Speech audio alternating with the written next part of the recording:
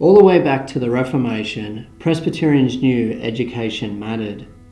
One of the first decisions of the Reformation Church in Scotland in 1560 was to ensure that every parish had a school teacher. Presbyterian missions often founded educational institutions, and everywhere they went, Presbyterians wanted an educated clergy. That wasn't easy in the early years in the New South Wales colony when the Presbyterian Church of New South Wales was created in 1865. All of the ministers were drawn from overseas. Archibald Gilchrist, the first homegrown, was trained informally by tutors who were practicing ministers. A few years later, the General Assembly appointed 3 part-time tutors who held classes in their manses. In 1870, St Andrew's College was formed at the Sydney University as a residential college with ties with the church. In 1894, it expanded its facilities so it could house the church's new theological hall.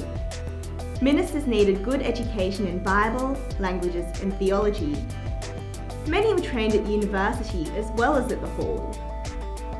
Around this time, the liberal theology common in Europe was also having an effect in Australia. By 1900, the hall at St Andrews had 6 full and part-time lectureships. From 1919, theological education was shared with the Methodist and Congregational churches, mainly delivered by the Presbyterian faculty. In 1922, the hall relocated to the Harper Building in St Andrews and a separate library, the Gillespie Hall, was added. In the 1920s, there was a major controversy over Samuel Angus, a brilliant Irishman who was Professor of New Testament. Trained in Scotland and the United States, he questioned the divinity of Jesus, the virgin birth, the physical resurrection of Jesus, and the ascension, as well as traditional interpretations of the atonement. The controversy over his teaching ran till his death in 1943. Related to the Angus affair, there were some tensions between the Assembly and St Andrew's College over the right of appointing faculty members. In the years after World War II, theological education faced a new situation in changing culture. During the 1950s, there were concerns about falling numbers of candidates, from 35 studying in 1953 to 26 in 1955. It was also noted that many of the students who studied at the university as well as at St Andrews did not continue to ordination. In the early 1960s, there was a new surge of interest in training for the ministry. 1961 brought an all-time record for the Theological Hall, with 19 first-year students and 5 deaconesses. Perhaps this was a result of the Billy Graham Crusades. Just 7 years later though, the Theological Hall reported a loss of over £6,000, leading to questions about the cost and viability of theological education. In 1969, there were no candidates interviewed for ordination and very few in the next years. A report found, "The health of the church over a long period is the reflection of its theological education." In other words, malnutrition in theological education does not augur well for the health of the church. In 1972 and 73, the Presbyterian Church voted on a proposal to join the Congregationalists and Methodists in the Uniting Church. While the union was approved, about half the church in New South Wales declined to join.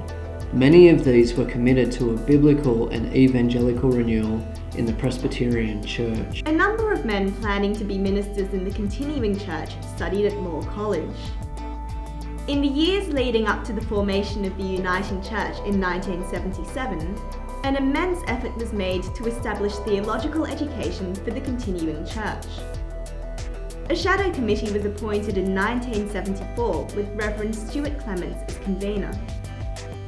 In these years, God used the efforts and leadership of the conveners of the Theological Education Committee to help give the Presbyterian Church in New South Wales a future.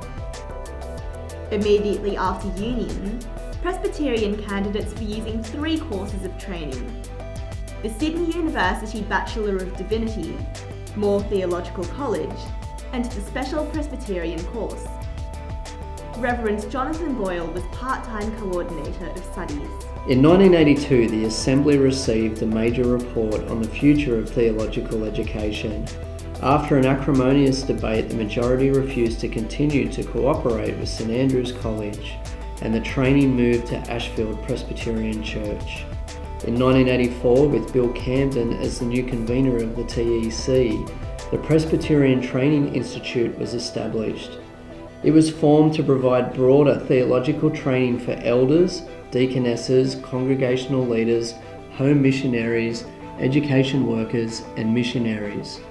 A year later, the Sydney University BD was removed as a choice of training. In 1986, the Training Institute became the Presbyterian Theological Centre. so that the name might more faithfully indicate the primary purpose of the centre, within which the work of theological education and research of the Presbyterian Church in this state is to be conducted. The new PTC was not only training potential ministers, but a range of students wanting to know the Bible better, think more about faith, and prepare to serve in all areas of life. John Davies was appointed the full-time Dean of the Centre. 77 Shaftesbury Road was purchased. Financial considerations have limited the development of the property at this stage, but there is space available for considerable further development as need requires and room permits. The new building for the PTC was opened in 1987, and this was also the first year since union that theological education was not in a deficit. In 1990, the full-time faculty expanded to 3. In 1991, TEC was asked to offer a Bachelor of Theology as soon as possible. In 1992, it began along with a diploma through the Australian College of Theology. The next year, the TEC report reflected, Who could have foreseen, even 10 years ago, what has been accomplished in the area of theological education? It would be foolish then to attempt to circumscribe the developments for the next 10 years. While planning in humble dependence on God is good and necessary, we must be careful not to attempt to limit God by the poverty of our imagination. By this point, candidates were no longer directed to train at Moore College. In 1994, the full-time faculty expanded to 4, and in 1996, the first Bachelor of Theology students graduated at PTC, followed by more building extensions in 1997. In 2001, there were 27 ministry candidates and 3 deaconesses. A review found, The centre is fulfilling its purposes very well. However, the clear strengths of the work being done at the PTC cannot be taken as a basis for complacency. over the next decade, numbers of students grew steadily. In 2003, there were 130 with 21 ministry candidates. By 2010, there were 175 students, and in 2012, 226 students with 32 candidates. Surrounding properties at 1 and 3 Clarence Street were purchased with the hope of development. In 2009, the first doctoral student received his PhD. In 2010, Ian Smith became the principal and the full-time faculty expanded to 5.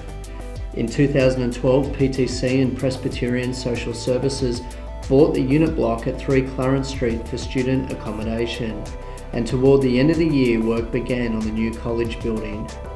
After watching the building go up over the last 16 months, theological education in the Presbyterian Church of New South Wales today has a new building, a new name and a clear vision to build on its heritage, developing a biblical education with a clear commitment to serving Christ in all of life.